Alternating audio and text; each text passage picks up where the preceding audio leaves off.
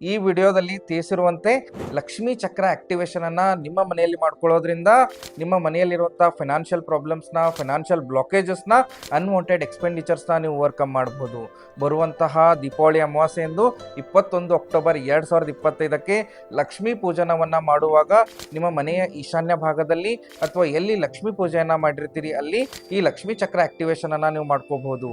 So ಈ ಲಕ್ಷ್ಮೀ ಚಕ್ರ activation ಮಾಡಿಕೊಳ್ಳಲಿಕ್ಕೆ ಒಂದು ಬಿಳಿ ಬಣ್ಣದ ಸ್ವಸ್ತಿಕನ ರಚನೆ ಮಾಡಿ ಸ್ವಸ್ತಿಕ್ನ 8 ಭಾಗದಲ್ಲಿ ಲವಂಗ ಸಹಿತ 8 ತುಪ್ಪದ ದೀಪವನ್ನ ಹಚ್ಚಬೇಕು. ಆ ತುಪ್ಪದ ದೀಪವನ್ನ ಹಚ್ಚಿ ಆ ಸ್ವಸ್ತಿಕ್ನ ಮಧ್ಯ ಭಾಗದಲ್ಲಿ ಒಂದು ಪ್ಲೇಟ್ನ ಇಟ್ಟು ಪ್ಲೇಟ್ ಅಲ್ಲಿ ಸ್ವಲ್ಪ ಕುಂಕುಮವನ್ನ ಹಾಕಿ ಅಲ್ಲಿ ಶ್ರೀಯಂತ್ರವನ್ನ ಇಟ್ಟು ಆ ಶ್ರೀಯಂತ್ರಕ್ಕೆ ಪ್ರಾರ್ಥನೆಯನ್ನ ಮಾಡ್ಕೋಬೇಕು. ತುಪ್ಪದ ದೀಪವನ್ನ ಹಚ್ಚಿ ಅಲ್ಲಿ ದೀಪ ಧ್ಯಾನವನ್ನ ಮಾಡಬೇಕು.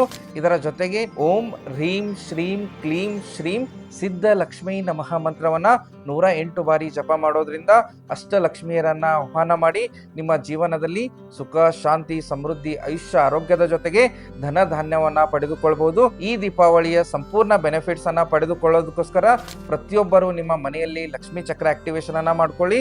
ನೀವೇನಾದ್ರೂ ಕಮೆಂಟ್ ಅಲ್ಲಿ 21 ಅಂತ ಟೈಪ್ ಮಾಡಿದ್ರೆ ಲಕ್ಷ್ಮೀ ಚಕ್ರ ಆಕ್ಟಿವೇಶನ್ ಪ್ರೊಸೆಸ್ ನ PDF ಅಲ್ಲಿ ನಿಮಗೆ ಕಳಿಸ್ಕೊಡ್ತೀವಿ. ಈ ಪ್ರೊಸೆಸ್ ನ ಆಟೋಮೇಟ್ ಮಾಡಿದೀವಿ. ಫಾಲೋ ಮಾಡಿದ್ರೆ ಮಾತ್ರ ಈ PDF ನಿಮಗೆ DM ಆಗುತ್ತೆ.